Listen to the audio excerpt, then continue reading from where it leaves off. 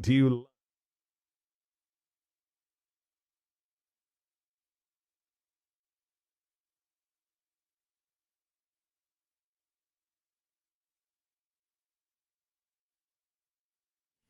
All right, let's do it live on a Wednesday edition of the program. Obviously, a lot's going on around here. Coach Stefanski's set to be at the podium at 1 o'clock here within the next couple of minutes. We want to make sure we take that for you guys live and in its entirety. Obviously, if you're just joining or you've not been on social media, multiple reports out there that Odell Beckham Jr. was told to go home today from the facility. Although I guess not necessarily that, just that he wasn't at practice today for the Browns. We know that Baker usually speaks before practice. He did not. He will speak after practice, and Coach speaks at 1, and with that we hope is some clarity on everything that is going on here. How are you, buddy?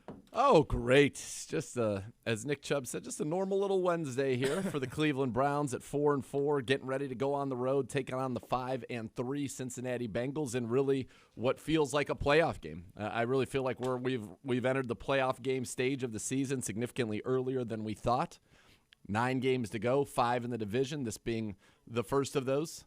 And we're going to hear from the head coach of your Cleveland Browns, Kevin Stefanski, right now. Coach is up. Get Donovan Peoples-Jones back out there today.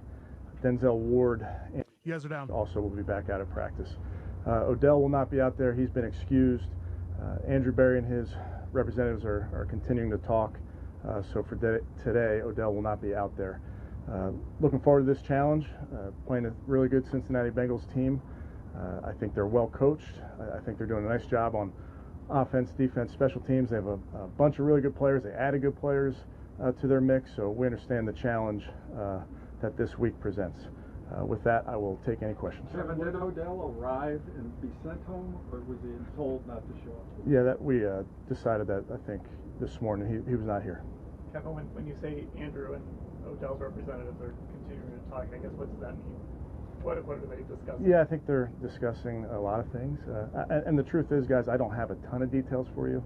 I'm happy to answer as much as I can, but I think some things we'll know more as we go. What kind of is he asked to be released? Yeah, again, that's something that I think his reps and Andrew would talk through. What kind of distraction is this for you, Kevin, with those videos and all this talk? Yeah, I think, Jeff, we work really hard in this building to concern ourselves with things that are going on in this building and concern ourselves with the Cincinnati Bengals, and that's really where we get laser focused on the task at hand. Are you preparing to play Sunday without Odell at this point? I'm really just worried about today, Jake. He's excused today. Do you feel like the situation is not fixable? Yeah, I would just tell you I'm going to work with today. He's not here today. Again, like I mentioned, they're having some discussions, so we'll see where it goes. What was your reaction to the video posted in his father's name? Yeah, no reaction, Tony. I would just tell you social media in general is I'm not on it. I'm aware of things that are on there, but I just think in general we talk about ignoring the noise in our building, and certainly there's a lot of things on social media that we need to ignore. Have you talked to Baker about it? I've talked to a lot of our players about a lot of things. How do you ignore something like that, though, when a relative of a player is trashing another player kind of in real time? Yeah, again, Jake, I just tell you, there's things that we focus on, and that's not one of them. Does Odell need to apologize? Yeah, that's something that I kind of probably can't answer. How is the locker room? I mean, everyone seems to be saying the right things, I should say, publicly, but that doesn't always mean that that's what's really going on behind the scenes. Is there legit friction within the locker room right now? I think there's a legit feeling that we need to get a win this week. We have a big game against the Cincinnati Bengals, a really good team, another division opponent. I think the guys are laser focused. Seriously, Kevin, you're not worried about some guys taking Baker's side, some guys taking Odell's side. Is that something you need to nip in the bud if you are concerned about it? Yeah, what I would tell you, Nate, is we talk a lot about things in the team meetings with the players, individually. There's conversations, but our team is focused on the task at hand. You overcame a lot of challenges last year that were COVID related. This is totally different. Is this a greater challenge for the head coach of the team? Tony, I see the challenge in trying to get a win. I mean, we're 4-4. We have to get a win Our lives depend on it. Is the way we look at it. We're desperate, and that's where our focus is. He came into the season talking about how he was all in, didn't care about stats. He just wanted to win football games, and whatever role he was asked to do, he was willing to do. From your perspective, when did this go south? I mean, for something like this to happen, it didn't happen overnight. So when did this start to sour? Darryl, I can't really get into the specifics. I would just tell you, right now, Andrew and his representatives are working through all those things. You've talked before about how you handle players and you're very transparent with them. Mm-hmm. You have a good track record of getting guys buy-in. Can you repair this? Can this be repaired? Jason, for me, it's probably best if I just stay on Wednesday and know that he's excused today, and we'll deal with everything else as it comes. Can he be back with this team? I guess without Baker's okay. Yeah, again, I would tell you that there's a lot of conversations that are ongoing between Andrew and his reps, and I'm sure there's substantive talk towards all those things. Why was the decision made to excuse him today? Just felt that was the right thing to do. Are you disappointed, Kevin? No, I'm excited for the opportunity this week. Hey, Kevin, when Baker re-injured his shoulder, the question was, can he play with it? Mm-hmm. Medical decided he could. But after seeing him for 2 games, can he win with it? Can you operate your offense, which requires a lot of outside the pocket stuff? Can you win with him solely in the pocket? Yeah, I would tell you, I've seen Baker win football games making a ton of plays from the pocket. Some of those plays on the perimeter that you mentioned, Tony, I think have really been the defense designing to take some of those away. We have opportunities that we can make big plays from the pocket. We have this season. I think we will continue to. Kevin, one of the accusations made yesterday was that Baker is deliberately not throwing Odell the ball. You call the play. So is that something that you have seen at any point? No, and Jake, I'm not going to go down that road. I'll just tell you that we work really hard to get guys open, get them the ball, share the ball. Those are always things that we're thinking about. Do you see things in the film and in the game plan that you think this passing game can be immediately fixed? Yeah, I think there's opportunities. And listen, I've told you guys, and I believe this, and I can think back to multiple times in that game where we called some bad plays, designed some bad plays, just didn't get guys open. And that's going to happen, and we'll work we'll work really hard to make sure that we're putting guys in position. You're not going to hit every throw. Quarterbacks across the league, you watch it, it's hard. And sometimes you're going to miss a throw, sometimes you're going to have a drop. And we're realistic about that. Having said that, Zach, I'd tell you that I know what this group is capable of. I've seen it. We just have to do it more consistently. Last year you had the opportunity midstream to kind of reset things. You don't have that opportunity this year because just the way the schedule lays out. So how do you adjust on the fly here week to week while you're trying to prepare for a new opponent every week, but also at the same time you're trying to improve what you do? Yeah, Darryl, I think that's the NFL. I really think that's a week-to-week proposition. I don't think you need the bye week to implement a bunch of changes. That's what we as coaches need to do week to week. Kevin, on how this has all played out kind of uncharted waters, I'm curious how leadership and accountability and communication could have been different to prevent things like this from becoming a distraction on the outside. Yeah, I think we work really hard as a team to make sure that we're accountable to each other, have a ton of conversations with different players on the team. But this is what part of being a team is. There's going to be times that you're going to have to work through some resilient moments. If this isn't resolved with Odell playing, how do you think it's going to affect his best friend on this team, Jarvis Landry? Will he just go on about his business? Yeah, I think Jarvis is a pro. Not worried about Jarvis. Kevin, did you address this with the team as a whole this morning, and if yes, how so? Yeah, actually, I'd tell you, certainly I address a lot of things with the team, but I would keep those things internal. Do you need to resolve this like today so you can move on to the game? I mean, just for the players, point. Yeah, Marla, I think, talk about Jarvis as a pro. I think I got a bunch of pros in there. I think they know how important Wednesday is in terms of our work week, and I think they understand that we got to get out here and have a really good practice. There were a couple reports yesterday that the Browns talked to the Saints about a trade for Beckham, but you opposed trading him. Would you comment on that? yeah, I don't know about those reports, but no comment. Is Baker seeing the field like he needs to see it, Kevin? Yeah, I think we've had some, as an offense, I think we've had good moments. We just haven't done it consistently.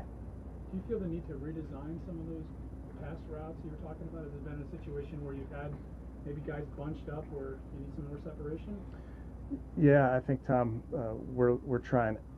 We're looking at it from every angle and really looking at it long and hard and saying, all right, number one, you got to score points and you got to be explosive in the run and the pass. And if we're not doing that, why and how do we fix that?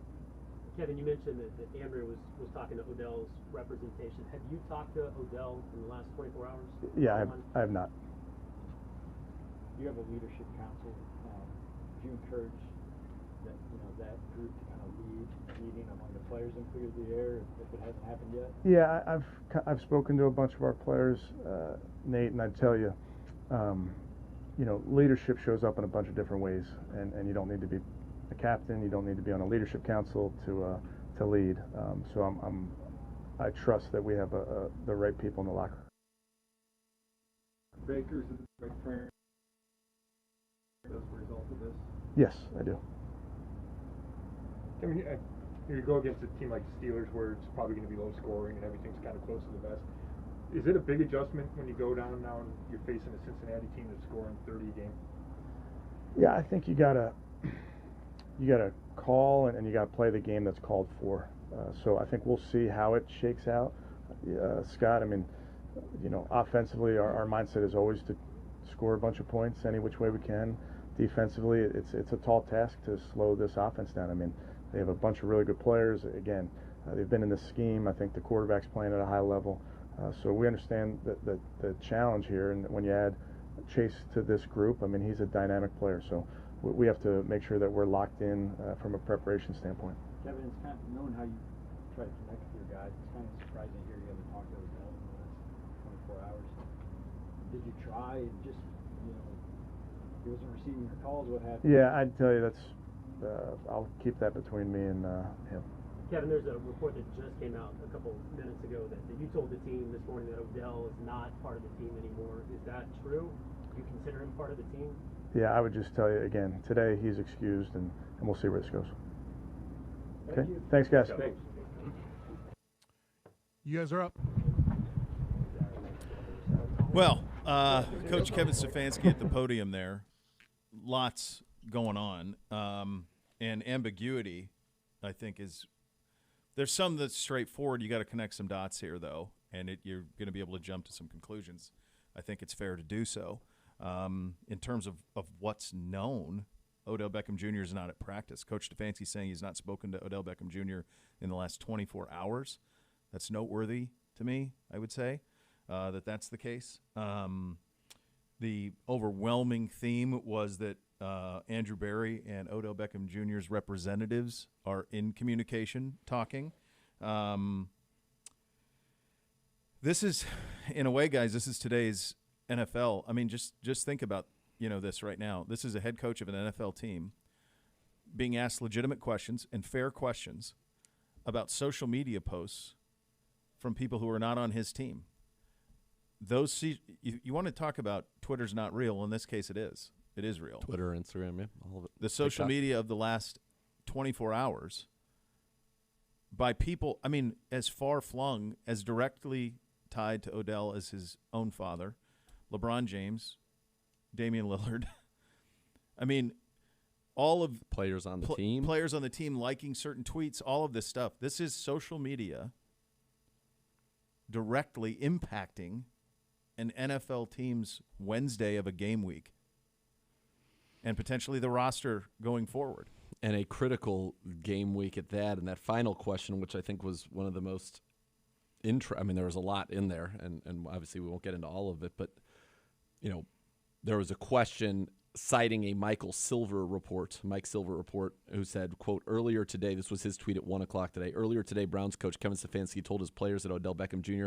is essentially not on the team right now and that the wide receiver has been told to stay home. So he was asked that directly at the end. Did he tell the team to consider OBJ not part of the team anymore? Quote, he said, I'd just say he's excused, end quote.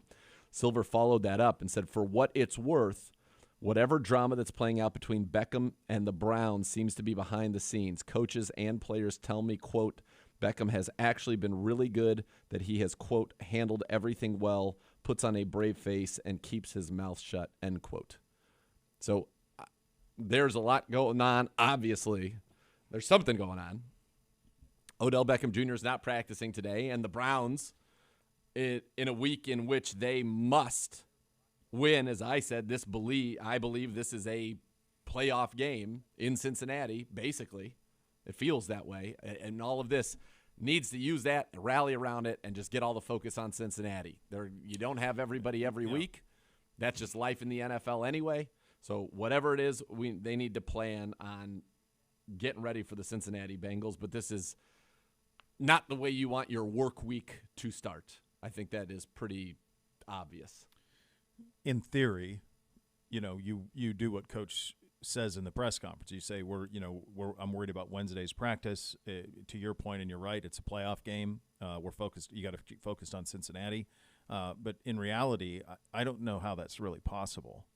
These guys live on social media. They live on it. They're on these phones constantly. This is playing out in social media. I think you need to have, and apparently, according to Coach, Andrew Berry and Odell Beckham Jr.'s representatives are working. They're in communication. They're working to some end. I don't know what that end is, but I think that you need to have a resolution rather quickly on it. I don't think this is something that can bleed out throughout the week. I mean, this is the other thing about this, guys, is everything that's happened the last 24 hours, and this is me speaking, not an employee of the organization, but everything that's happened the last 24 hours is the antithesis of what Andrew Berry, Kevin Stefanski, Paul DePodesta, the Haslams want this to be. This is everything anti of if you think about Kevin Stefanski's first press conference, it was about the work, right? That's what it all was. So this is now mushroomed outside of it. This is a critical juncture in a season. It is a critical juncture in terms of the building of a team and trying to keep it together. And I think it's tough if it lingers, guys. I do. I think it's really tough if it lingers one way or another. I think you have to have some resolution on this. I mean, it's a Wednesday of game week. It's a Wednesday of game week. We play Cincinnati Sunday. He's the starting wide receiver. I mean, this is not anymore, it would appear. Well, I don't know. He didn't say that. He just says he's not here today. Yes. He did say yes. Look, there's no reason he couldn't be here tomorrow. I mean, that's what Coach said. Today is today. There are multiple, again. You're right. Reports. Of course. If he's talking to their representatives, something is going on beyond you're not practicing today. I hope that we get whatever that something is done as quickly as possible so that everybody in this organization that is getting ready for Cincinnati can just focus solely on that. Because that is where I think this Cleveland Browns team needs to be. This game is critical. It's incredibly important. Obviously, yesterday, nothing could be worked out if there was even anything to work out. And the Browns are now, I think, these things, if there's any positive, sometimes something like this can be a rallying point. And for sure, you hope that that's what it is because you got to win this game, and winning cures a lot of these problems. That was unlike any Kevin Stefanski press conference I've ever heard in a year and a half, right, with him. So this is obviously a tough situation, and he is going to do everything he can to focus on the task at hand because it is a big task and it is an important task. And as he said at one point, he feels like this is a life or death. We've got to win this game. That is the elixir. Wins are the elixir. Of course. If you beat Pittsburgh Sunday, we're not doing this today. I assure you of that, regardless of the amount of catches or targets or anything else. I don't think you're doing this today if you beat Pittsburgh. You don't, and so it turns into this. All right, let's take a quick timeout, and then let's reset. Obviously, this is the topic of the day, not just here in Cleveland, but around the NFL. So as news develops on this, we will get it to you. There's a lot of I think it's important if we could go through what could be being discussed. I don't want to get into too much trying to guess what type of conversations are being had, but I do think we can lay out some of the options that are out there. We will do that coming up next. You'll listen to Cleveland Browns Daily on 850 ESPN Cleveland.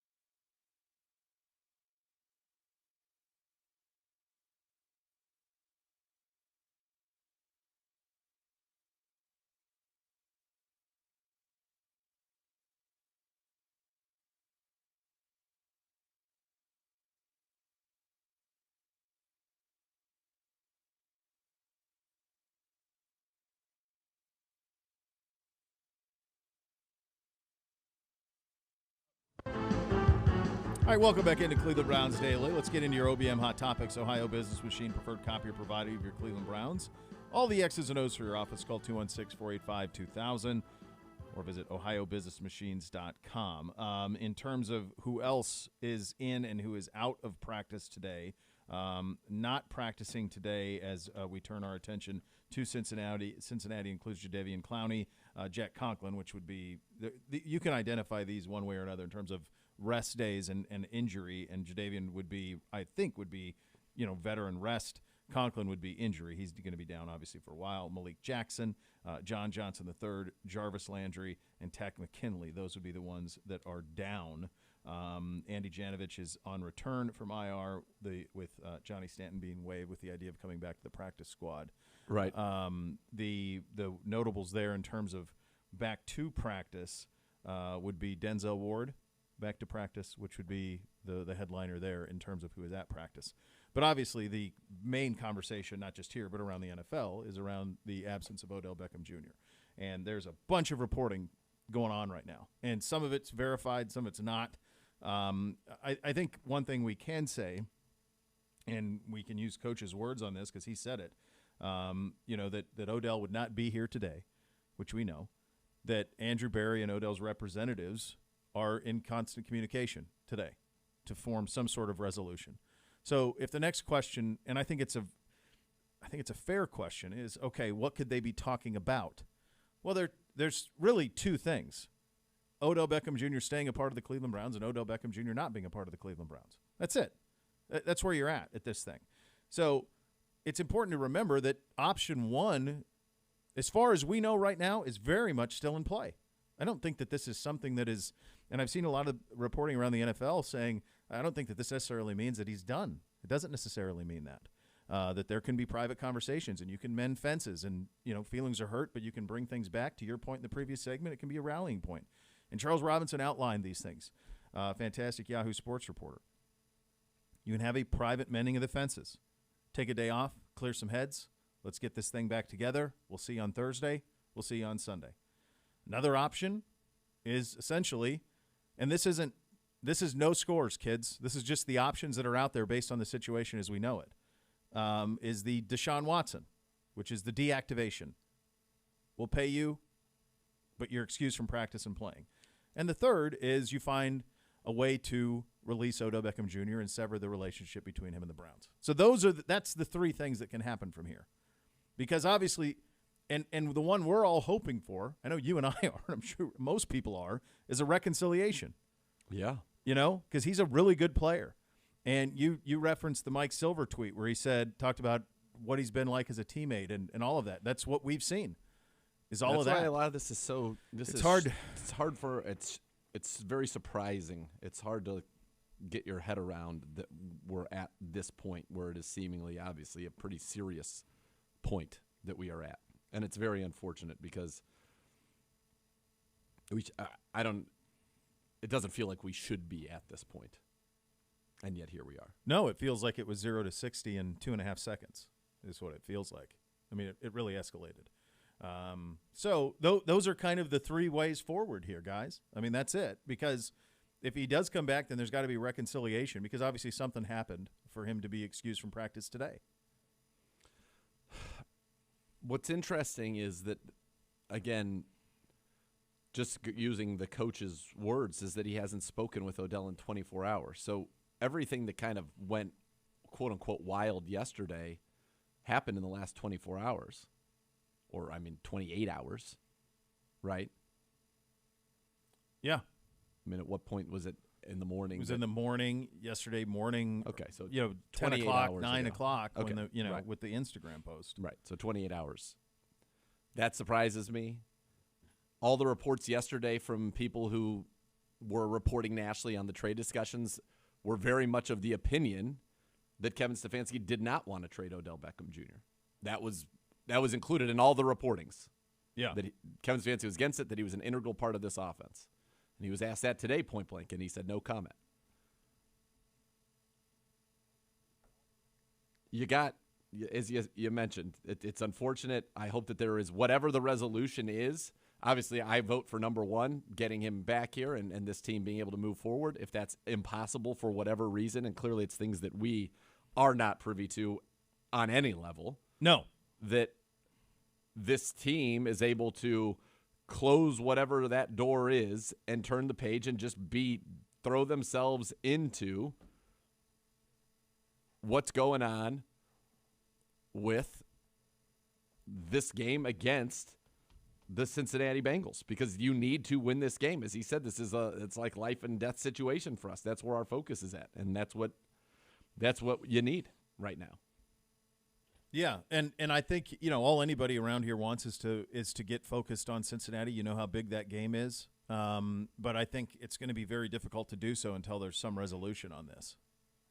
I just think that's the reality of the situation. This is a tough radio show to do, man.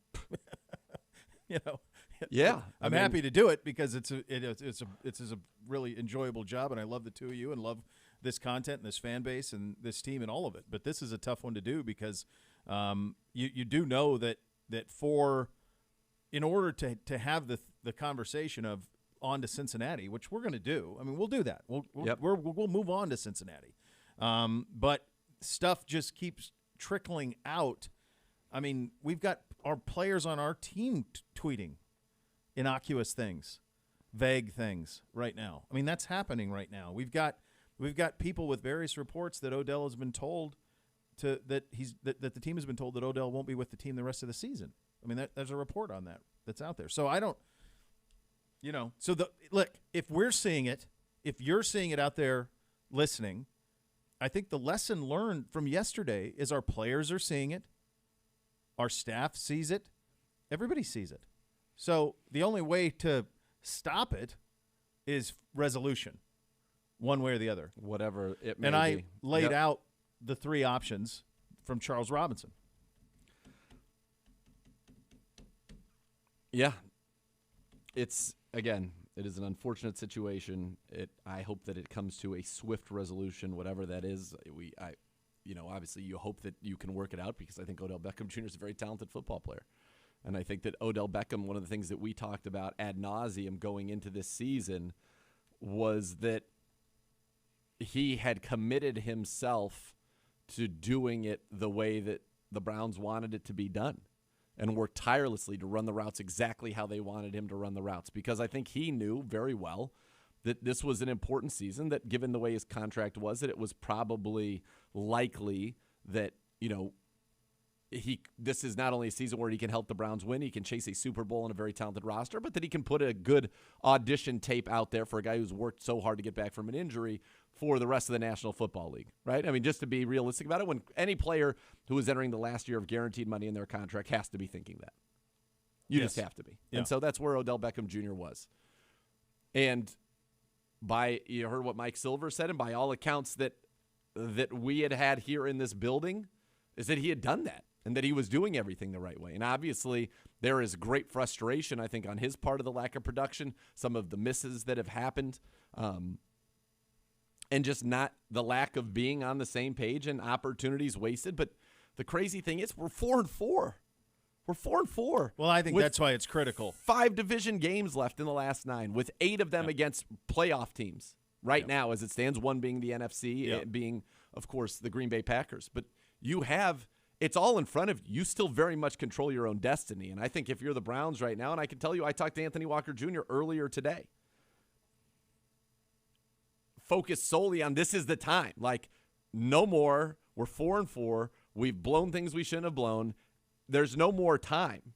The time is now to absolutely go and be the team that you are supposed to be. And we have that chance on Sunday in Cincinnati. And that needs to be, honest to goodness, folks, that needs to be the only thing that the Browns are worried about this week. And unfortunately, it is not.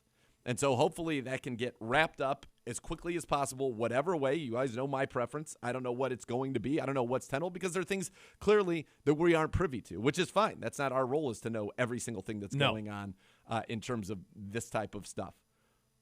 I do certainly hope that the resolution comes. It comes swiftly, and then it can be all about ball. And I think for a lot of the guys, locking themselves into football this week will be a welcome distraction from the distractions and the drama, and you have to hope that that can lend itself and lead to a good result down in Cincinnati. That's it. That's where we're at right now. That's the sole objective. Is that this is not a 2-6 football team. This is a 4-4 football team. This is 5 divisional games. You're playing one of those opponents Sunday at their place in a must-win. You're right. It's a playoff game. It's absolutely a playoff game. Every division game is a playoff game going forward when you're sitting at 4-4. So that's what it is. But everything you want to accomplish is still there. Let's remember how talented this roster is. Is it banged up? Yeah. Has it had adversity? You bet. The thing that is crazy that we get here, and I as you were talking about all of that, I go back to minicamp and seeing how hard Odell was working, and Odell and Baker. I mean, how many times did we see them like in camp? Like you'd be through a play, and then the two of them would go off and do it. So it's hard for us to wrap our heads around that this is where we're at. That's tough to understand because we witnessed so much of this that was going on. All right, so here's what we're going to do going forward. Coming up next, we will meet the Bengals. If anything happens on this front, we will obviously have that for you here first and as soon as it happens. But in the meantime, we can't sit here and talk about a bunch of stuff that we don't know. We've laid out the plan for you, the best that we know, the options, and that's where we'll stand. So coming up next, we will meet the Bengals. If anything happens on this front, we'll keep you updated on it. Listen to Cleveland Browns Daily, 850 ESPN Cleveland.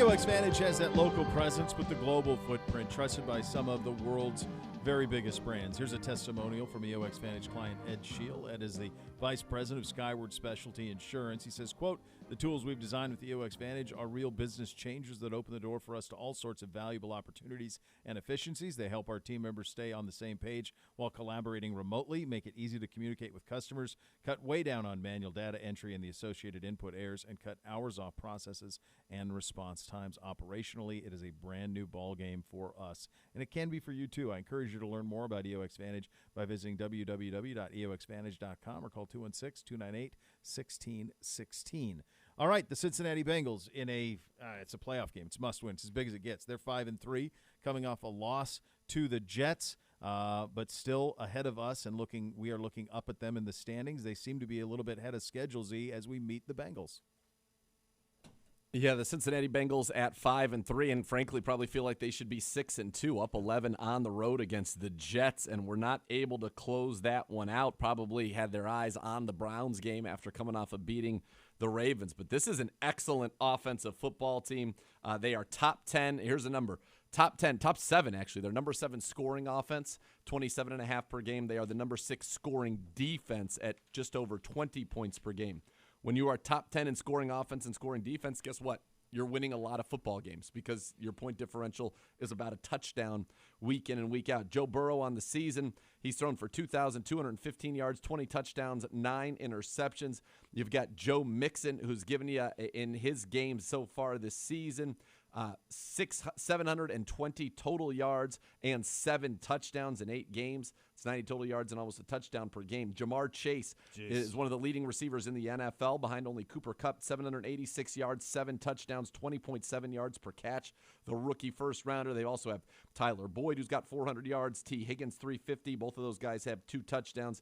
Tight end C.J. Uzomah, 5 touchdowns on the season, 289 yards. This is an excellent offense led by Burrow, and we've talked so much on this show about how Joe Burrow just makes the layups look like layups and feel like layups. Well, Joe Burrow right now is one of the best quarterbacks in the NFL when he is kept clean. From a clean pocket this year, he is 3rd in the NFL in yards, touchdowns, and yards per attempt. He's got a quarterback rating of 116. He's also PFF's highest-graded quarterback against the blitz, so you cannot disrupt him by blitzing. He leads the NFL with 825 yards against the blitz and 11 touchdowns. That's 2nd. So you got Burrow. Yes, you have a questionable offensive line. They are giving up pressures, and they're responsible for a high percent of the pressures. Burrow's so smart, by the way. They have a stat, which I didn't even know about until today, at Pro Football Focus, where they assign what percentage of pressures are attributable to the quarterback himself based on their film study. Oh, that's interesting. Burrow, one of the best in the league. It's like Stafford, Cousins, Burrow are like 4%. The league average is double digits, low double digits, like 10%. He's been very, very, very, very good. And this is, as I said, an excellent offense that has a true 3-down running back. It has 3 excellent receivers. It's got a tight end that, if you forget about him, obviously can make you pay. Ask the Baltimore Ravens. And one of the best young quarterbacks in the National Football League in Joe Burrow. And I've watched them play quite a bit. They're always on the other screen with me, and so I've seen them play a lot this year. And so both games up at the same time. This is what I would say about Burrow this year, and this is something that people down there were wondering how he would be. Number one can the offensive line hold up? Well, if you get rid of it quick, doesn't really matter too much. But the offensive line's been fine. But he has such it feels like he has the answers to the test this year. That's what it feels like when you watch Joe Burrow play quarterback for the Bengals this year. He is throwing the ball with such an incredible anticipatory view of it. In many instances, throwing it well before Jamar Chase has made any sort of cut. He is willing to throw the ball deep down the field where Jamar Chase has not even any separation. In many instances, even the corner has the leverage, but he trusts that Jamar Chase, he puts it to a place where he knows Jamar Chase will get there in the next 3 or 4 steps with an advantage. He's done this I've seen him do this a dozen times this year on go routes. They throw as many go routes as anybody, him to Chase. And it's on trust and on belief. And he's been pinpoint, and that's what makes him dangerous. It does feel like offensively in the passing game for them that he has the answers to the test. The only thing that holds them back a little bit offensively is some of the play calling that's happening. He threw an interception last week when they had the game well in hand, where they call a blind receiver screen the other way, and it's one of those ones where you just turn it and throw it. And the only way it works is if all the other stuff is sold. It's not, and so it was an interception, and it leads to their losing the game. But that's the only thing that undoes him. That's how smooth he's been this year. That's how good they've been this year in the pass game. They're way ahead. When I said they're a year ahead, trust me, folks. You talk to Bengals fans, they are now where they thought they'd be hope to be a year from now from the offensive side of things.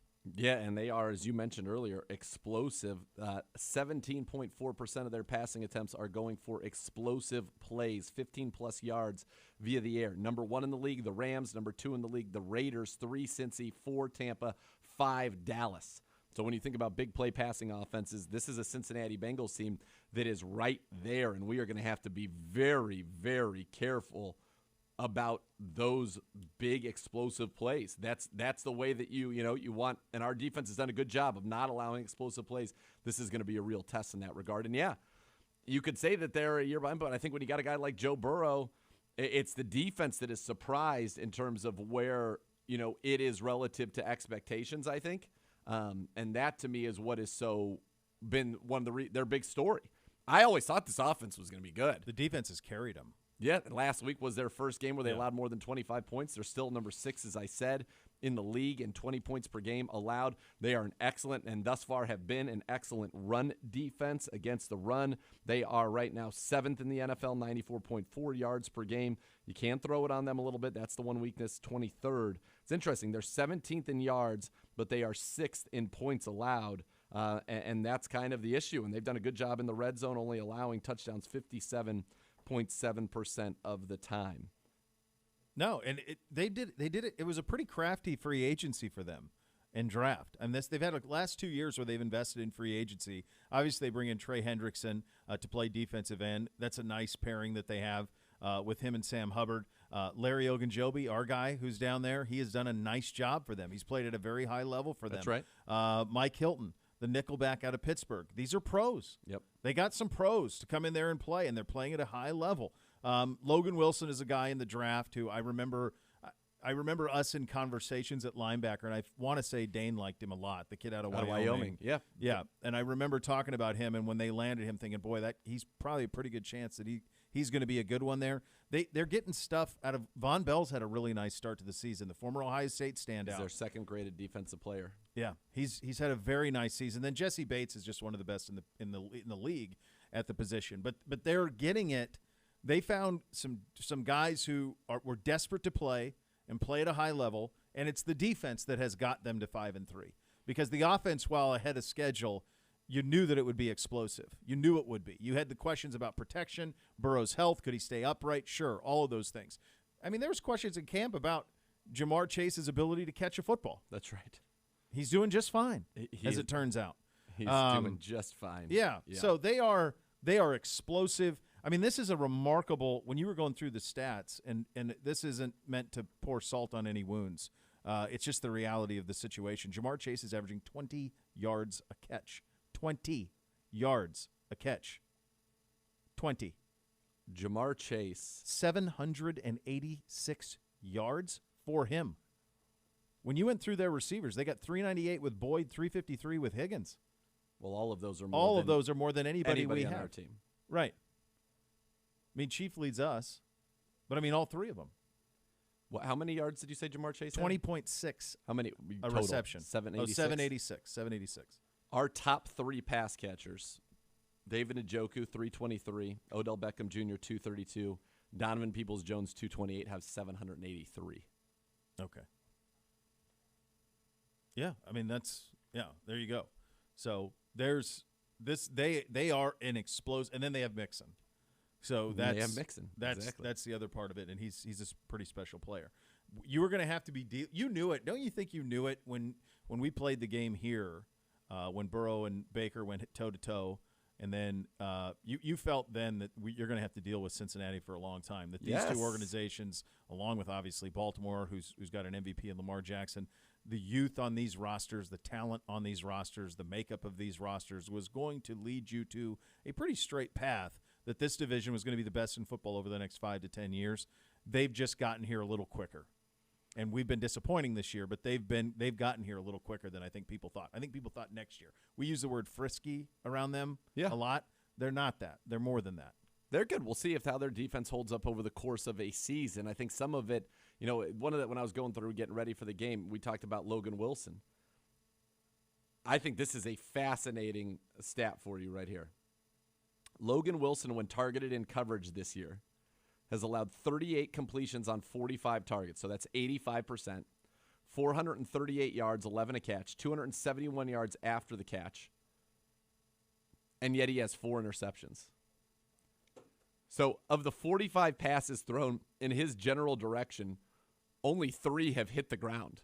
38 were caught, 4 were intercepted, which is an outrageous number of interceptions for him. But he's basically either been getting – it's either a layup when you throw it at him or he's generated a turnover in basically 4 in 8 games half the time, which is a wild, wild stat to see for him. That was one of the things I was looking in. Who could you attack in this passing game? And the answer – it jumps out at you right away is Wilson is one of them. Mike Hilton, great blitzer. He's been great in run. You can get after him a little bit. Eli Apple's a guy you can get after a little bit. But then you go down and you see, wait a second, Wilson's got weight. He has 4 picks, no PBUs. So if he gets catches it, or it's a completion and a big play.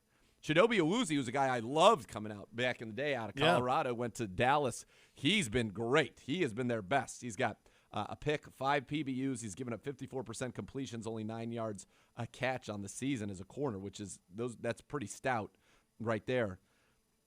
But the Wilson stuff is wild. But we'll see if their defense can hold up. Offensively, you're in for a day, and from our defensive standpoint, you've got to be on it. You've got to get pressure. You've got to do it with 4. It's doable. Their center has allowed the most sacks of any center in the league. Their tackles have not been great. So it's got to come. The Malik's up the middle, and then their best lineman so far has been Quinn Spahn, the guard. You've got to get after them around the edge. And you know what we haven't had yet this year is the sack strip fumble. Well, we had one in both games against Burrow last year. Yeah. Right at the goal line in week 2, and then kind of in the middle of the field that Ronnie ended up picking up in Cincinnati that was huge to us winning those games. You're going to have to generate some turnovers. But this is a good football team. I agree with you. And DJ Reader is one of the best interior defensive linemen in the league. He was just hurt last year when he came to them via Houston. Hendrickson's playing well, that they made their big investment in off the edge from the Saints a year ago in his 13 sacks, and he's getting around the quarterback. It's a good team. This is a full day, and it's a full day if you are fully locked in and void of distraction.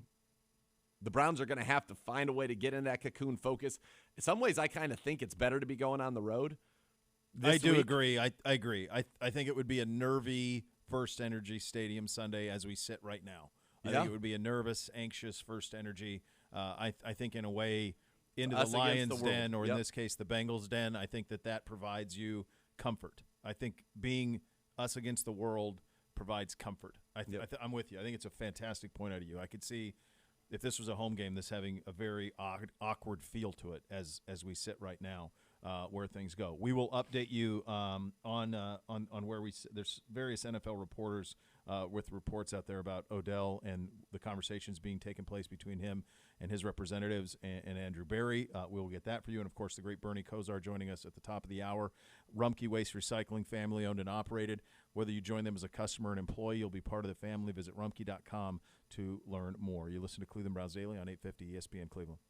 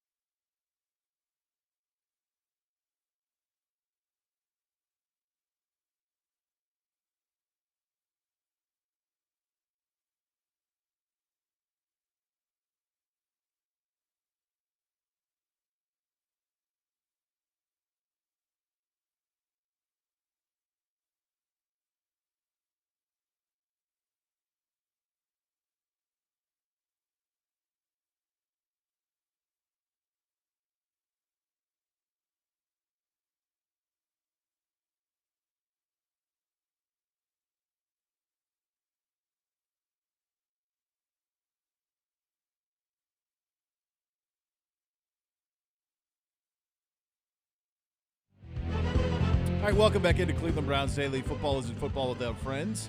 Watching the Browns game alone means no one's going to hear your amazing in-game analysis, and the same is true in gambling. Keep things social. Never gamble alone. It's just one of the helpful, responsible gambling tips you'll find at keepitfunohio.com. Second hour of the program, just to update you on the Kevin Stefanski press conference from the 1 o'clock hour. Coach saying that Odell Beckham Jr. was excused from practice today, that Andrew Berry, our general manager, and Odell Beckham Jr.'s representatives are in communication back and forth. There's no more resolution other than that, and that is where you stand on that front, and that is where we stand. There are a bunch of reports around the NFL in terms of what could happen next from various people, but to this point, none of that's verified on our end, although they're all reputable. The ones that we've seen are reputable, so waiting on a resolution on this thing, and that's where you stand. This is a wild day in the NFL. Aaron Rodgers is out Sunday, by the way. We haven't even talked about this. We can get into it more later. He is out with COVID, so he's down Sunday.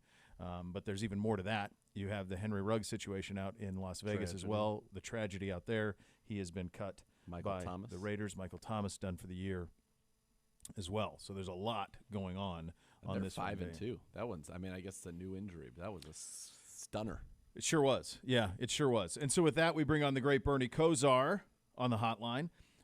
Good talking to you, pal. Strange day here, obviously. I wanted to just lean on you from the standpoint of locker room dynamics. And obviously you played in an era without social media. And the thing that's pretty crazy about the last 24, 48 hours around here is that this is, largely social media driven. In terms of people getting their message out. But just from a locker room standpoint, when you have something like this that is playing out, how do you make sure as a leader that it doesn't fracture and make it worse? Bernie, we're 4-4.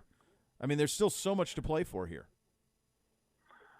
Yeah, Beau, Nathan, good to be with you today. Wow, that intro of just from a national perspective of the NFL, of what you had mentioned going on, whether it's Aaron Rodgers in Green Bay, unfortunately what's happening with the Raiders in Vegas, from the national perspective. We're not even talking about yesterday was voting day and the elections of our country. We have so much going on nationally that sometimes we get lost of all that with what we're talking about here in Cleveland with what happened yesterday from the social media perspective, and what happened during the game this weekend that's kind of led to this. And as I was thinking about coming on today and as you're asking that question, boy, it really made me actually more comforting to know that Kevin Stefanski is our head coach, and that kind of even-keeled approach that he's had in basically the year and a half that he's been the football coach of our Cleveland Browns, that even keel, that stability that he's added to us in these type situations. Beau, to your initial question of how do you handle it within the locker room? How does it manifest itself within an organization? It's imperative that from the top down, your leader, your head coach has that type of maturity about him that will help alleviate some of the issues that we're having on crazy days like this. So on days like this, you don't need to fuel the fire to really amplify these type issues. It's really better if you're able to minimize them. And when you have a leader like Coach Stefanski, that gives you at least a better shot at pulling that off.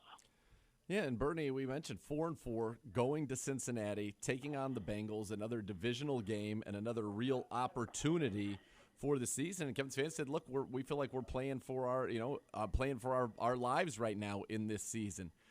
Is the fact that this game is as big as it is, the fact that it is the Bengals, the fact that it is in the division, does that allow the guys to say, "Okay, look, we can only control what we can control. That's being handled at levels above us. We need to lock in and take care of our job so that we do not let it have another disappointing outcome like we did Sunday against the Steelers"? Yeah, Nathan, boy, I love how you use the word opportunity. We talked about that a couple weeks ago. The opportunity to go down to Cincinnati, Beau, you mentioned in the intro, we're 4-4. It's not like Browns teams in years past were 1-7, 2-6. It's why the great Marty Schottenheimer in last week, I did not fall prey to it's a must-win game. Marty Schottenheimer used to say the only must-win games are the games that if you lose, your season is over. You're out of the playoffs. You're not in the playoffs. It was so to be still 4-4, to have the opportunity to go down to Cincinnati to play the Battle of Ohio, to play our in-state rivals, okay, to go 5-4 now with 7 games remaining off after that is absolutely still something that's within the team's grasp, within the reality of it. And this team, even in good times, we heard the coach, the players say, we just want to go 1-0 this week. We're not getting caught up in the dramatics of it. We're not getting caught up in the long-term plans of it. Maximize today. Tomorrow takes care of itself. Win the day, win the week. And when you have situations where you have this type of kind of noise or distractions, it's imperative that you just take it a day at a time and a game at a time. And Coach Stefanski and this organization, that's kind of been our mantra since they've come here. So imperative and actually helpful, I believe, that you have that type of mindset in a week like this. Bernie, how can you build chemistry in the pass game? Can you do that in a week? I ask because, in the Arizona game, there was times that, they had only 3 defensive backs on the field, and the 8 guys in the box. It's not like they were defensive backs in the box. They were linebackers and linemen and crowding, saying you're not going to run it on us. We saw that against Pittsburgh with the start, played a lot of bare front against us, and you've got to make plays down the field in order to do that. And it's something where we're clearly not all on the same page in that end of it. As a quarterback, and you get with your offensive coordinator, in this case your head coach Kevin Stefanski and Alex Van Pelt and Baker and the receivers, have you ever been in a situation where you have to create chemistry in the middle of a season? How do you do it? Well, I do think that you heard Coach Kevin talk off after the game that the Steeler game was not complimentary football. Complimentary football in terms of offense, defense, and special teams.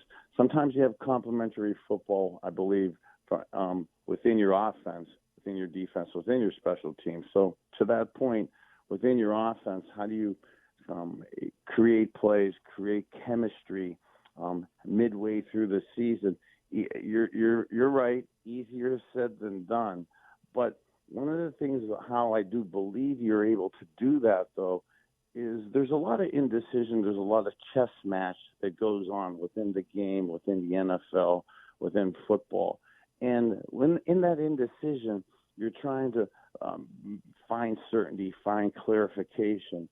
Well, a lot of the times you don't know if teams are going to play coverage, if they're going to rush you, if they want to take away the run, they want to take away the pass. So you have a little bit of uncertainty. To your point, Beau, Nathan, the last couple weeks, the Arizona game, the Steeler game, and I believe trending towards the rest of the season, teams will now do those bare fronts, those 8-man fronts, those only 3 DBs in the game to basically say Dow is not going to run the ball. Yeah. To me now, that's actually comforting because now that takes away the uncertainty. It takes away all the Wednesday, Thursday, what ifs. What are they going to play against us? What are they going to do? That uncertainty isn't there. So I know maybe a little long-winded. So now me and the receivers, it's on us. We know it's going to be one-on-one. It's not going to be double coverage. Now, how do we play pitch and catch, come up with our plays, not necessarily down the field. I know we all want to hit them 60-yard balls, but I believe the way to try to increase the chemistry, increase the efficiency of the offense, and then spread the defense out is that intermediate game. And if we could have a little more confidence and a little more play in that 14 to 21-yard range with those skinny posts and those in routes and some comebacks out there, me and the receivers, we now know that we're going to have man coverage and or single zone coverage, and it's on us now to do that. And that's this is a single-minded focus that me and my receivers, we're going to get there, and we're going to do that come hell or high water come Sunday. You mentioned that intermediate game so far on the season on passes of 10 to 19 yards in the air. Baker 30 of 50, that's 60%, 551 yards, 11 yards per attempt, 2 touchdowns, 3 interceptions, and a quarterback rating of 86. And I think that's where you're saying the Browns need to do a little bit more work. He does have his highest Pro Football Focus grade, though, at that depth of target. Bernie, I want to ask you about being a quarterback, getting in the mindset, and how you balance the desire, and really the mandate to protect the football, but not take that mandate so far that you become a little gun-shy and are not ripping the ball into situations that could lend themselves to big plays 10 to 25 yards down the field. Wow, Nathan, that is a tricky question and a beautiful question for almost all quarterbacks and for a lot of linemen over the years who say that sacks or coverage sacks, it's imperative that you, in the pros, that you really understand the timing of the game and you understand and trust the 10 guys around you out there. So to throw in the ball in that 14 to 22 yard range, a lot of the times people say, "Did you see him open?" Almost never. No, you got to throw him open. In the pros, you have to almost throw him open. You have to anticipate him being open. And there is absolutely a balance of at times, God, I'm going to really show my age here, to the Dan Fouts, Eric Coryell, Dan Marino, Don Shula days, where sometimes you just have to throw it up, throw it in there, put the onus on your receivers, put the onus on us quarterbacks to make that play and for them not to make it. That absolutely spreads the defense and absolutely heightens big plays. But with that does come some interceptions with tip balls, with mistakes, and that is the balance that a lot of teams now do not want to have any of those plays. And that's why you don't see it, to me at least, as many tight window throws down the middle of the field. Bernie, I want to get a scouting report from you on this Cincinnati team. 3 big-time receivers. Jamar Chase, just electric, almost 21 yards a reception for him. Joe Burrow is throwing. You want to talk about anticipatory throws? He does it a lot. So well. It's almost like he has the answers to the tests a little bit. What have you seen from him in year 2 and the Bengals offense in terms of the challenges they'll provide our defense? Yeah, Beau, and Nathan, unfortunately, you're making a real challenging day more challenging. Joe Burrow is amazing in his timing. Those receivers are playing at an elite high level right now. Down the field, the throws they're making are things that absolutely our defense right now needs to get that pressure again. We talked about it last week with the ability maybe to squat on Ben, make him throw outside the numbers. Don't let him have those throws inside the numbers. Don't let him have the easy checkdowns. I see when I watch the Bengals, they're able to get the ball outside the numbers. They're spreading the field. So if you're able to really get your 4 guys to get pressure on Joe, it's really essential, I believe, this week, because he's able to spread the ball around, and these are the type of games where again the Myles Garrett's to be able to put that pressure on him, because you don't want to get him comfortable like he's been in a few of the games so far this year. I'm glad you mentioned that, Bernie, because I think that we've seen a little bit in the NFL a lot of teams reticent to work the outside of the field. And you look at Joe Burrow, and he does it, and this is something, too, for right-handed quarterbacks, and you'll probably tell me why this is the case, but there are a lot of right-handed quarterbacks that are good in the middle of the field and throwing it outside the hashes and outside the numbers to the right, but not to the left, whereas Joe Burrow has been excellent throwing the football outside and to the left. Every depth, the quarterback rating over 100. He's got 6 touchdowns, only 2 picks throwing it left outside the numbers. Why is that? And it seems to me when you get into it and you kind of study the tape on these guys and look at the numbers and that are broken down, the ones who can throw it to the left side, right-handed quarterbacks who are effective outside the numbers to the left, tend to be the guys who end up being elite.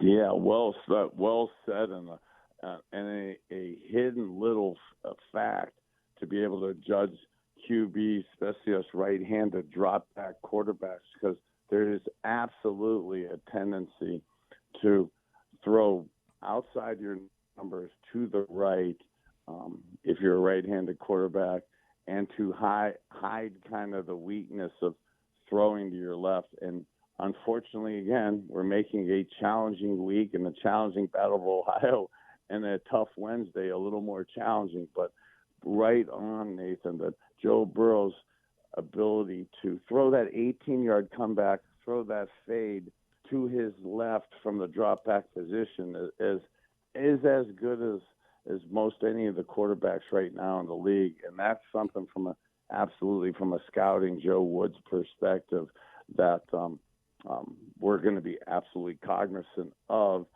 And having Myles Garrett coming from that left side is absolutely a big help and a big kind of exclamation point for myself as to the success or failure of our team in the game on Sunday.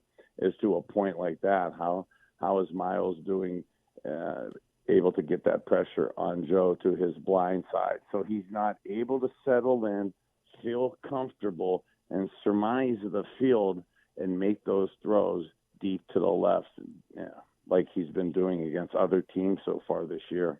Bernie, I want to ask you a big picture NFL question in regard to the Monday Nighter with the Chiefs.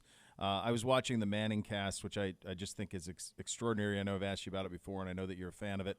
They were must see. Yeah.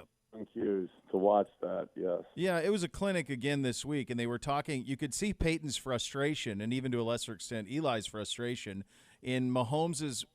It almost felt like from their perspective, unwillingness to just take the easy throws, and that they're almost having to coach Mahomes to play differently because it's like he wants the home run a lot and is unwilling to take, the singles and death by 1,000 cuts. And if you were in a league where we're seeing so much shell coverage, especially against the deep passing attack, how hard is that, and what challenge is that to coach a guy like Mahomes to take the layups that are there when so much of his identity is being up there and trying to knock it out of the park?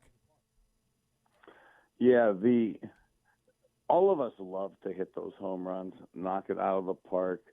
He's had an inordinate amount of success, way more so than most all of us. So he's been able to derive success doing it that way.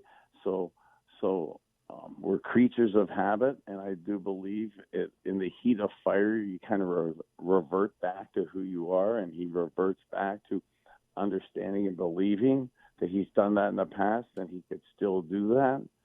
And also one of the things when you're making those big plays, you're trying to act cool. You're not overly you're trying to apparently look like you're not overly fixated on it, but you are fixated on what's happening on those safeties. And your attention tends to be 20 and 25 yards downfield, 60 and 65 feet, 70 feet down the field, as opposed to what's right in front of you. And people will say, well, how come you didn't see it? It was right in front of you. Or sometimes your focus is so far down the field that you're missing simple, easy things in front of you, and you're trying to do too much. I think that that's absolutely been a case. We've been seeing that with Patrick Mahomes and the Kansas City offense the last couple weeks in particular. He's trying to do too much and not take and trying to make the big play, make the touchdown on every pass play, and he's ended up making more mistakes than he's had in his past. Yeah, and you can tell it's really impacting their team and their offense and what they are trying to do. Bernie, I just want to ask you one kind of question about that as a quarterback. And correct me. Actually, I'll just open it to you. What's the first thing you look at as it relates to the safeties, and does that dictate to you, obviously, what concepts you're going to, or if you need to immediately drop your eyes and take that easy stuff? Yeah, so I absolutely, the first thing for the young quarterbacks out there and for people listening to how offenses really should work, looking through that Mike linebacker into seeing the weak and strong safety, almost like you're always looking at the goalpost, almost the top of the goalpost, the crossbars, where you're looking at about 11 feet in the air to, through it. And now that will tell you if you're properly educated quarterback. That should tell you about what every coverage is, what all 11 people are doing on the field by understanding what that front is in your pre-snap, reads. At your snap, looking through the middle backer, that Mike backer, into your weak and strong safety, you'll be able to tell what all 11 people are doing from that perspective. You heard Peyton and Eli so beautifully and astutely say that even though it's zone and you're looking through and you know you're going to have that check down, instead of immediately going to it, keep your eyes looking there for just a split second to keep the linebackers expanding, even though you know you're going to come down and do that, is really essential to having your backs have a little space from once they catch the ball. And if you're able to get that concept into your head and be able to understand the way your eyes almost never really should drop, you could get your check downs within a second and a half, and then you shouldn't have negative plays on first and second down. You shouldn't have some of the stress that they're having right now, and I'm sure Andy Reid is starting to jam that point through. And Bernie, a lot of times you hear quarterbacks talk about, one of the initial things, and you talked about that, looking through kind of the middle linebacker to the safeties, right? Because what you're trying to ascertain, I believe, and you can tell me if I'm an idiot since you are the expert here, you're trying to ascertain if the middle of the field is open or closed, right? And then that dictates to you where the holes would be in the zone that they are playing. Or if it's man, then you would obviously know that as well. But that's what you're looking for, because then that tells you, okay, is this going to be a seam ball? Am I looking for that corner, the soft spot on the outside on a flag route between the corner squatting and the safety who's coming over in a cover 2? Is it cover 3? So now I'm looking for the digs deeper down the field. Are those the calculations that you're going through? And often are plays designed to have one side of the field be, whether it's a man or a cover 2 beater, and the other side would be, say, a cover 3 beater, et cetera? How does that kind of work? Yeah, absolutely. Coach Nathan nailed it right there. The beautiful points of absolutely looking through the middle backer to see the safeties, to see if you have split safeties, too high safeties, which tends to absolutely want to be hitting balls down the middle of the field seams or deep outside fades. But absolutely that is conducive to the running game. And as we started out our segment here today, we were talking about how teams aren't giving the split safeties, the too high safeties. They're committing, selling out to the run, bringing them up in there, so that it's basically eight and almost 9-man fronts, man blitz, run type stoppers to where you really know that it's me and the receiver. We're going to have to go beat that man coverage, beat that one guy out there. But in other situations, absolutely to where Nathan's talking about, you're looking through, you see the safety split, you understand that where the weak spots of the zones are, where you possibly may want to go on corner routes and or your checkdowns. And when you have those checkdowns, with the type of athletes that, whether it's Kansas City we're talking about or the awesome athletes we have here in Cleveland. When you have those checkdowns, you don't always have to have those big mega plays, and those end up making field changing differences within the game. Thanks for making us smarter today, pal. Fantastic, Bernie. Appreciate you. We needed it. We needed a little dose of Bernie today. Well, we need it. We're going 5-4 this weekend. Yes. The Battle of Ohio. Go Browns. You matter. Absolutely. The great The Bernie best. Kosar joining us on the hotline there. A busy day in the league, not just here. We'll update you on all of the stories as we go around the league coming up next. You're listening to Cleveland Browns Daily on 850 ESPN Cleveland.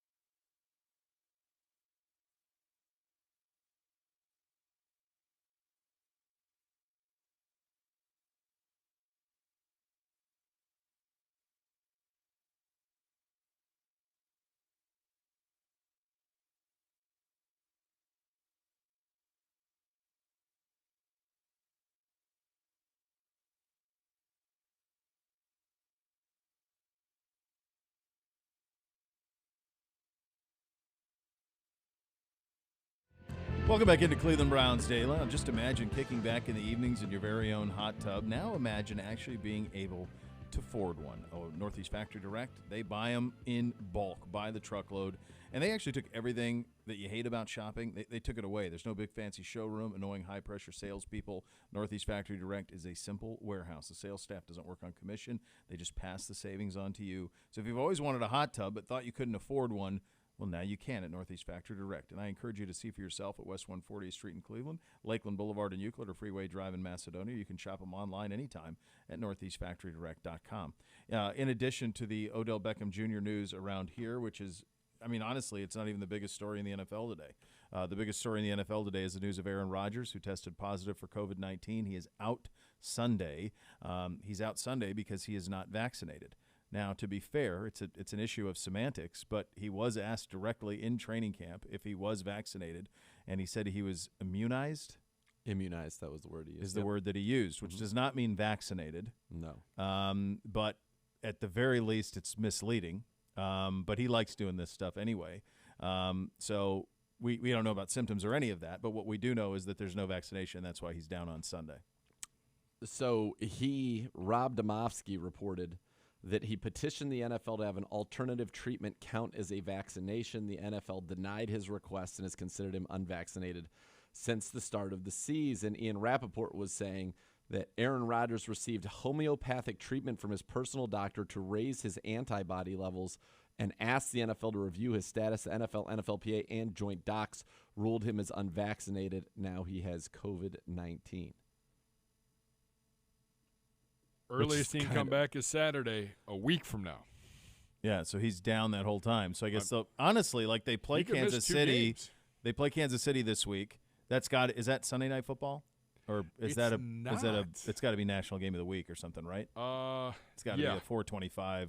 Yeah. Is that a CBS or a Joe Buck game? It's now Titans and Rams, I think, Sunday night. No, that lost some juice too without Derrick Henry. Sad. So there's some juice off of that game. But so that'll be the national afternoon game. Will be Chiefs at Packers. So you get a look at a real good look at Jordan Love. It's significant on a lot of levels, let alone Rodgers' health, and you hope that he's fine, obviously, from it. But from the standpoint of you get a look at Jordan Love in the NFC. In the NFC, you're talking about they have a game lead on Tampa Bay for the 1 seed. Tampa Bay's schedule, we've all looked at it. It's nothing. That's critical, and now he's out against Kansas City. If Jordan Love balls out and wins this game and plays great and looks like he could ultimately be the guy someday, do you think that significantly changes Aaron Rodgers' availability at the end of this year for other football teams? A billionfold. Same. Yeah. Packers Seahawks next week if he's unable to go. And that could be Russ back. Russ will be back. Russ will be back for that because he tweeted out the pin thing, time to get to work. So he'll probably be down one more week. Backing up Jordan Love, en route to Green Bay as we speak, Blake Bortles. Hold on. He was even through 7 holes at Ponte Vedra's Ocean Course this morning. Oh, good for him. When he got the call to fly to Green Bay, he was staring at double bogey on number 8 when he picked up. That's good details. Worst places to be. I mean, down in the Sawgrass area there in Ponte Vedra. Yeah, good job out of him. But incredibly impactful for the Packers over the next 2 weeks potentially with Rodgers out. In addition to that, the somehow stunningly beyond belief 5-2 Saints. How many people do you think realize they were 5-2? Without looking, would you have thought they were 5-2? I mean, they're 5-2. They beat the Packers and the Bucks. Yep, 2 pretty good wins there. Yeah, they did it with Trevor Siemian at quarterback last week. Remarkable. Yeah, the fullback's back this week, so he'll probably play. Taysom Hill. Why wouldn't you play Siemian again?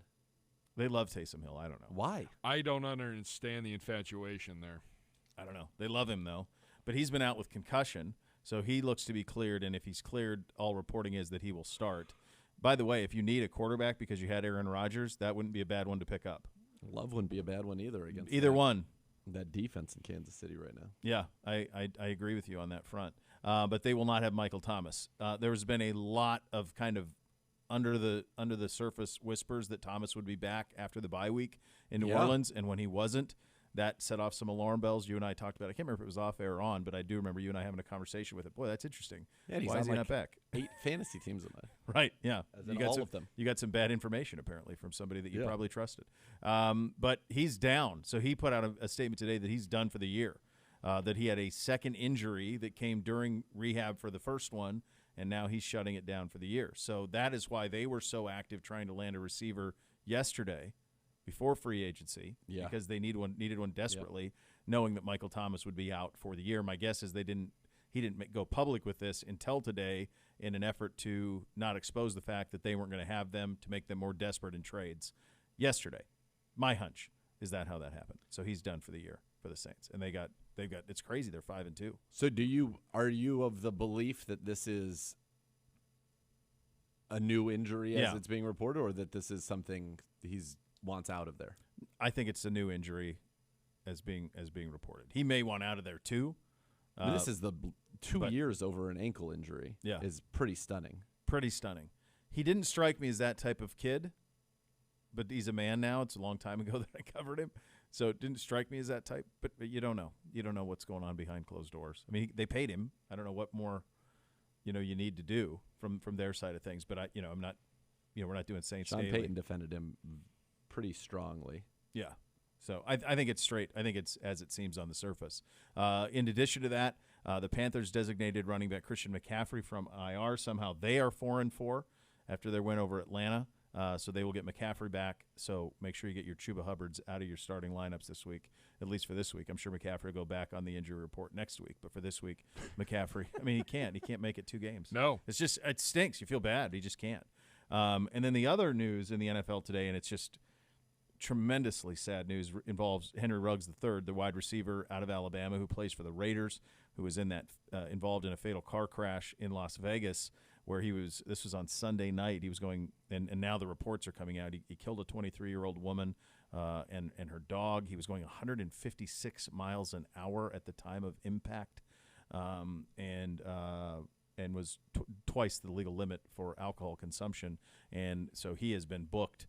There's a bond out, but he's also been cut by the Raiders, so that happened as well. I couldn't recall. I mean, the optics of this are just so brutal. I couldn't recall. There were 2 other instances where an NFL player had a DWI homicide, vehicular homicide. We had Leonard Little, right, with the Rams, and wasn't it Dante Stallworth? Dante Stallworth. With the other 2, with a pedestrian in Miami, were the other 2 where you had, and I couldn't remember if those guys were cut from their teams or how it went. Not that Stallworth, I think, was, but I believe he played again. He was here. He was here. I remember him here. He was here after that. But I can't. Leonard Little played again too, but I can't remember if he played again in St. Louis or if it was somewhere else. I'm looking it up. Honestly, I don't remember if he came back or not. I feel like he did. I feel like Little came back. I just don't know if it was with St. Louis. So Little played his entire career from 1998 to 2009 with St. Louis. There you go. I don't know when it would have happened. It was earlier. It was early on in his tenure there. The fewest number of games in 88, his rookie year, in 89, he played 6 games both seasons. Then in 2007, he played 7 games. So I don't know when it would have happened or, what happened with that. So it was a 98 fatal incident, October of 98.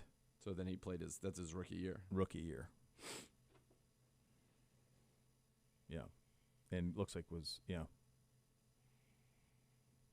found guilty in 2004, so it took a while, but that's what. But he played in 2005, 6, 7, 8, 9.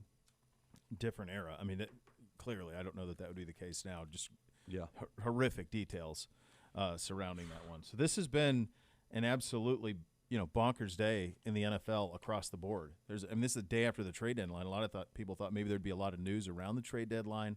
It's all come today, and in terms of ours with Odell Beckham Jr., it's still out there, and conversations, according to Coach Stefanski from an hour and a half ago, are ongoing. So real quickly, Dante Stallworth missed. This happened either after the 2008 season in which he was in Cleveland. 2009, he misses the entire season for a violation of the league's personal conduct policy. And then he was back in 2010 with Baltimore, 2011 with Washington, and 2012 back to the New England Patriots. And that was his final season in his career. Didn't do much after the incident. 82 yards, 309, 63. That was it. All right. So there you go on that front in what is a very busy day around the league. It's just awful. Yeah, it is. 2009 for Stallworth is when 2009, Do you love the Browns? Getting exclusive team access with the NFL Extra Points credit card for special ticket financing, 20% off at NFLshop.com, and rewards like player meet and greet, signed memorabilia. Apply today at NFLextrapoints.com. Get started with 10,000 bonus points after qualifying purchases, enough to redeem for a $100 statement credit. To learn more, visit NFLextrapoints.com. Object is subject to credit approval. See application terms and conditions for complete details. You're listening to Cleveland Browns Daily on 850 ESPN Cleveland.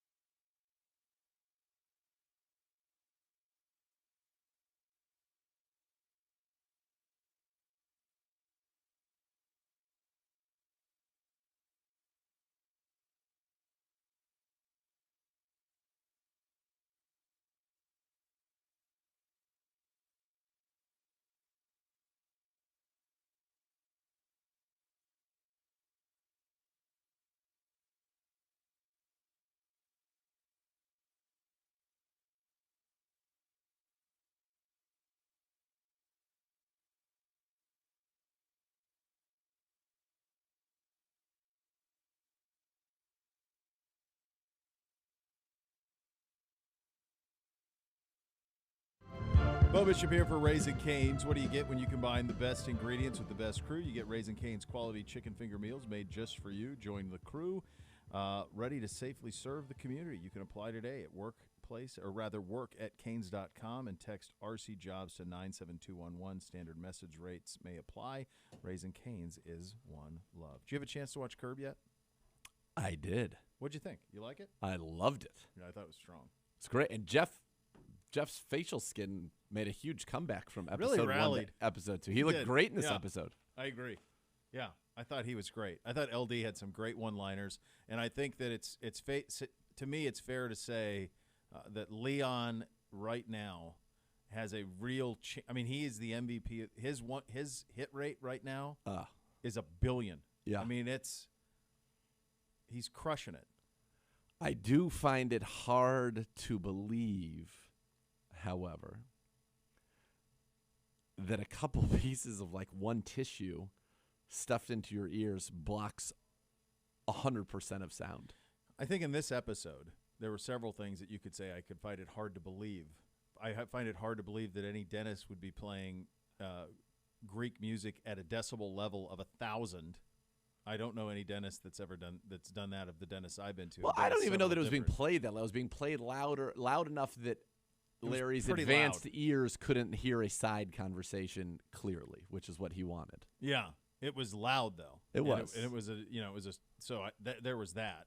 There were several things. The one thing I hope we're not done with Don Jr. at Netflix, because I do like that whole dynamic. I think that's a very, very fun dynamic.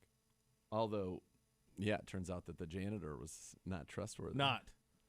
So Larry basically has gotten everything wrong on all of his intel.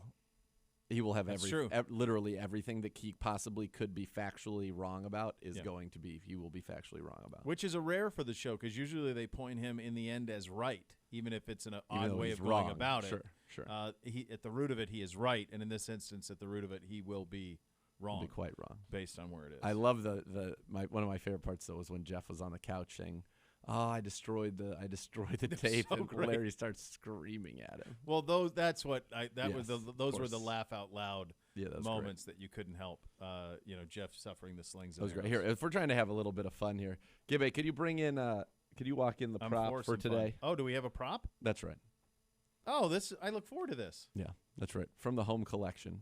Oh, we're restoring some semblance of dignity and order to this studio. Oh boy, thank you, Gibbe. You wouldn't do that. You wouldn't do that. So what we have here. Oh my gosh, look at that box. Still in the box, courtesy of one of our great listeners. So thank you. We have here is a series. Look at that. This is a series called the Starting Lineup Gridiron Greats. Wow. And it came out in the year 1997. And correct me if I'm wrong, but Joe Montana at that point had stopped playing football. I would say that this Joe is quite muscular. He is quite muscular. He's quite handsome. He's got a signature on here. Now, I'd just like to list the names to you of those who were considered.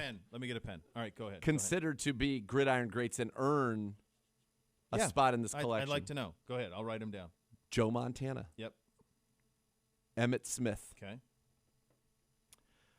Deion Sanders. Oh, sure, of course. All time. Brett Favre. Okay.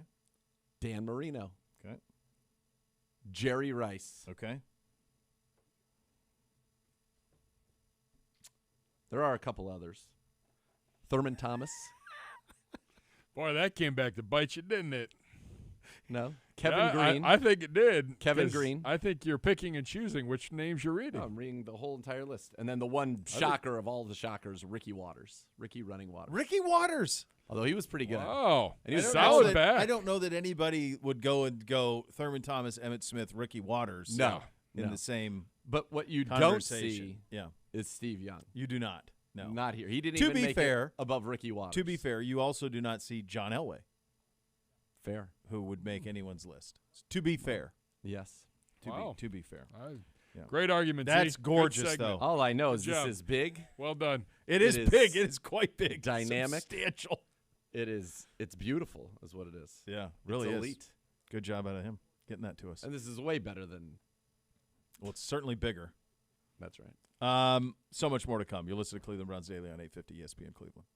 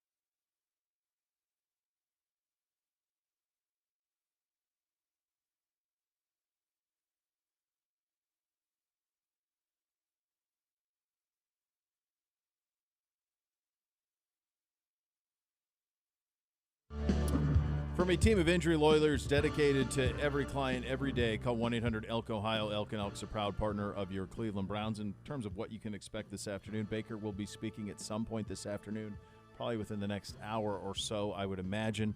And so now typically he speaks before practice. He will be speaking after practice. You heard from Coach Stefanski live here with us at 1 o'clock, so you know where you are on that front. And if something happens, keep it locked right here to 850 ESPN Cleveland for all of the details, the Browns app, and so forth.